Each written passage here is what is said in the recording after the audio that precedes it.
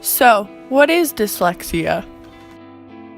Dyslexia is a brain-based condition that impacts reading, writing, and spelling. When most people think of dyslexia, they think of letters and words being flipped around, but this isn't exactly the case. People with dyslexia see things exactly the same as everyone else, but they have trouble manipulating it. Dyslexia affects around 1 in 5 people. Dyslexia can affect people in many different ways, one person having a mild case and another a profound one. Students with dyslexia read by breaking words into parts. This makes it hard for them to keep up with their peers while reading. It also makes it hard for them to understand what they had just read. They may spell certain words phonetically, like F-R-E-N-S for friends.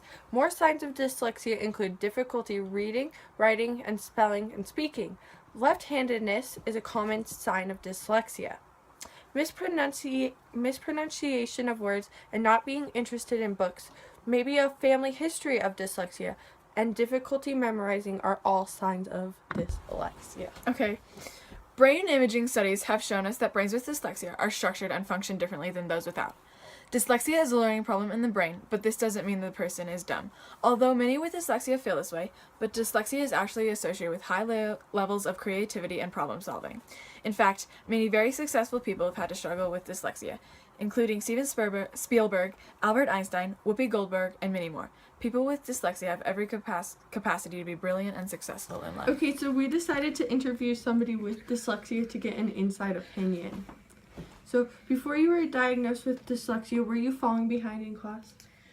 Not really. Well, yes, but the biggest change was from third grade to fourth grade, where went from learning to read to reading to learning. Ah, I see. And did nobody really know why you were falling behind? No, not really. They just thought it was all part of a child's life. Okay, did you know why you were falling behind? Or did you just think it was normal? I just thought it was normal. Alright, who first, expressed that they thought you might be dyslexic? My mom. Alright, were teachers concerned about you falling behind? And did they think it could have anything to do with dyslexia? No, not at all. So you think that maybe people should help look for that? Yes, because then it won't make the kids fall far as behind.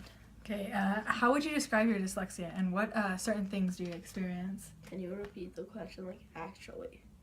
Okay, how would you describe your dyslexia? What symptoms do you have, and what do you have? What do you struggle with daily? Reading and spelling. Decoding the language? Reading and spelling.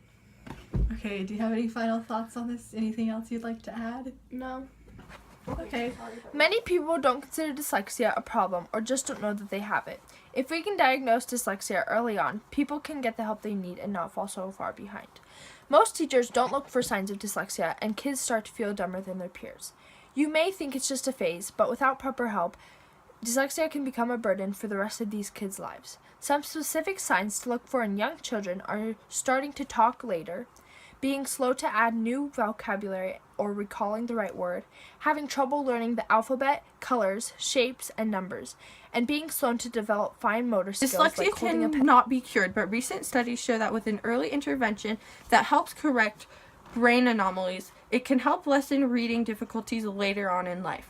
John Gabrielli, the head of the McGovern Institute for the Brain Research at MIT, also suggests a routine test for preschool and kindergarten students, asking children to pick words that rhyme or begin with the same sound.